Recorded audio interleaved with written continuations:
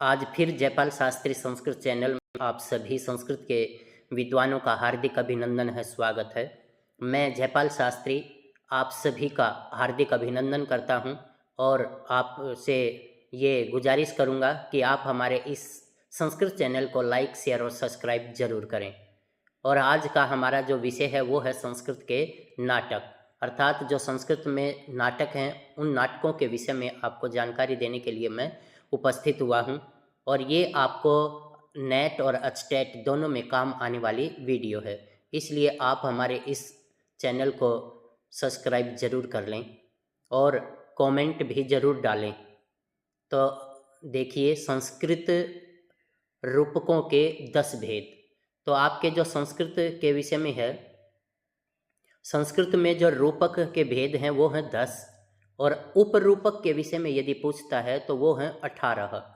एक बार आपके स्टेट में ये पूछा हुआ है कि जो संस्कृत के उपरूपक हैं उनके भेद कितने हैं, तो उनके भेद हैं 18 और उन 18 के जो नाम हैं वे भी आप ध्यान कर लें, जैसे सटक आदि।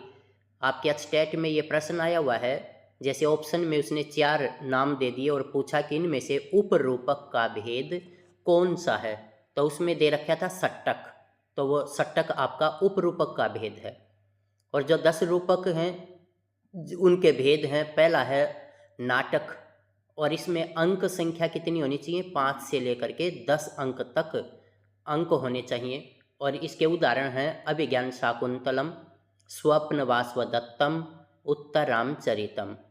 प्रकरण, ये प्रश्न आपके काफ़ी बार आया है। जैसे जो मृच्छकटिकम है वो किस विधा का ग्रंथ है, वो प्रकरण विधा का ग्रंथ है और प्रकरण में 10 अंक होते हैं। और उसके उदाहरण हैं मृच्छकटिकम, मालती माधवम, सारीपुत्र प्रकरणम, पुष्पभूषितम।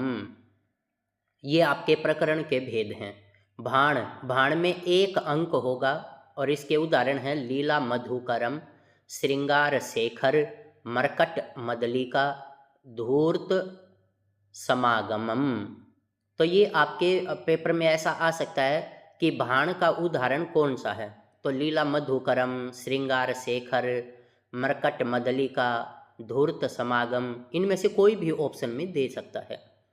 3, 4 का है व्यायोग, इसमें भी 1 अंक होता है और इसके उदाहरण हैं सौगंधिका हरणम, जामदग्न्य जय, जामदग्नि की जय। 5 का है समवकार, इसमें 3 अंक होते हैं, उदाहरण है समुद्र मंथनम, इसमें 12 नायक हैं और नवग्रह चरितम। 6 का है डिम्ब, डिम्ब में 4 अंक होते हैं, त्रिपुर दाह और इसका उदाहरण है और इसमें 16 नायक हैं। 7वां है ईहा मृग, इसमें 4 अंक हैं और कुसुम शेखर विजयम इसका उदाहरण है। 8 का है अंक, इसे उत सृष्टि का अंक भी कहते हैं और इसमें 1 अंक होता है। शर्मिष्ठा और ययाति इसका उदाहरण है। वीथी, वीथी में 1 अंक होता है और मालविका अग्निमित्रम इसका उदाहरण है। 10वां जो भेद है वो है प्रहसनम, इसमें 1 अंक होता है।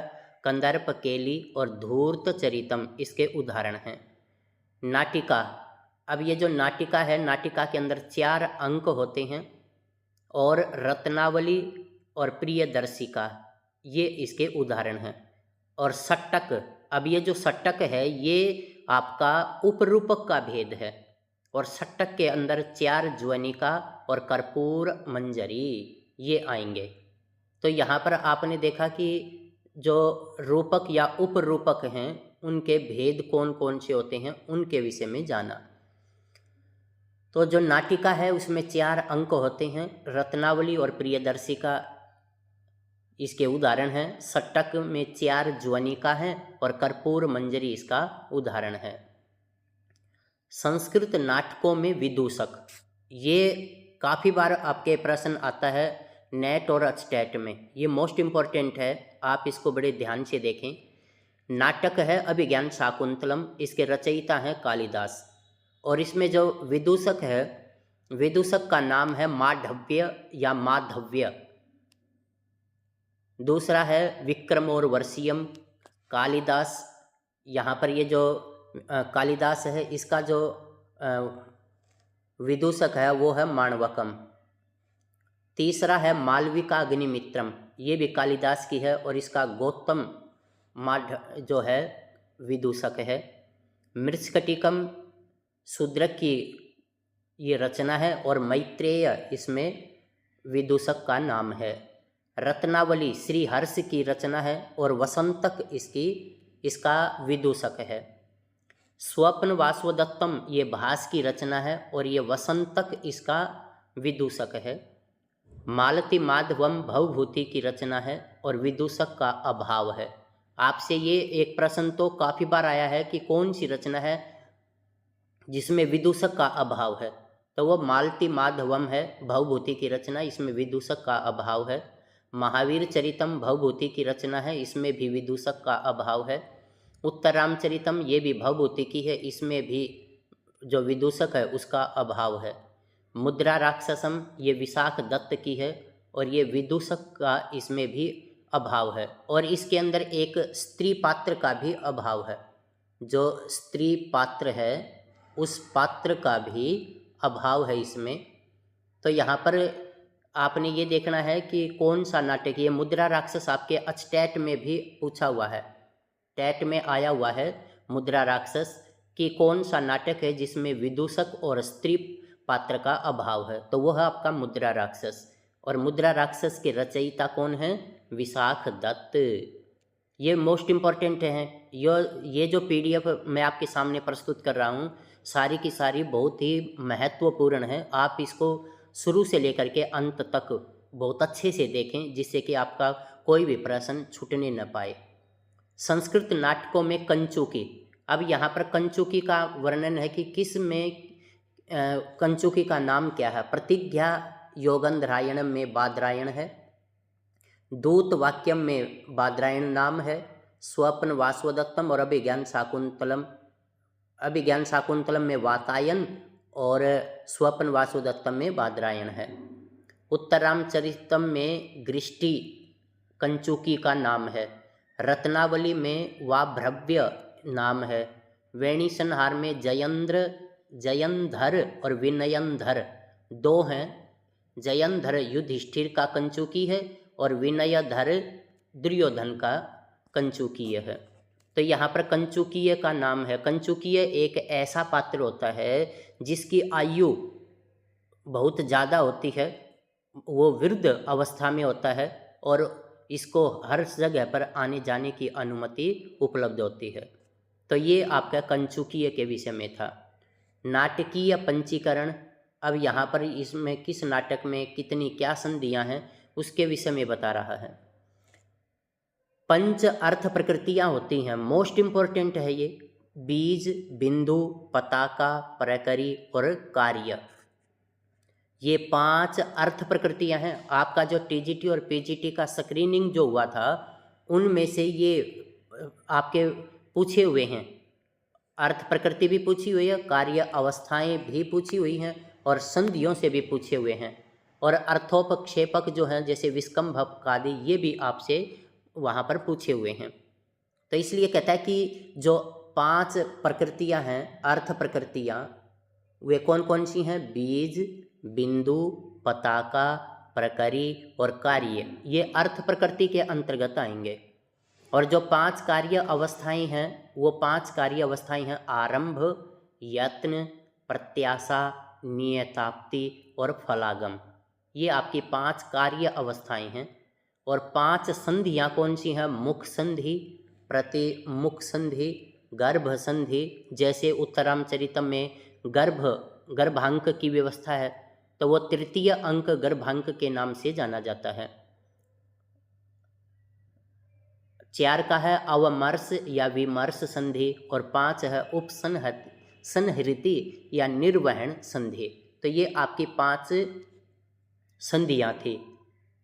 5 अर्थोपक्षेपक, अब 5 अर्थोपक्षेपक कौन से हैं ये देखिए। 5 अर्थोपक्षेपक, ये अर्थोपक्षेपक हैं। इनमें पहला है विस्कम्भक, 2 का है चुल्लिका, 3 है अंकास्य और 4 है अंकावतार और 5 है प्रवेशक।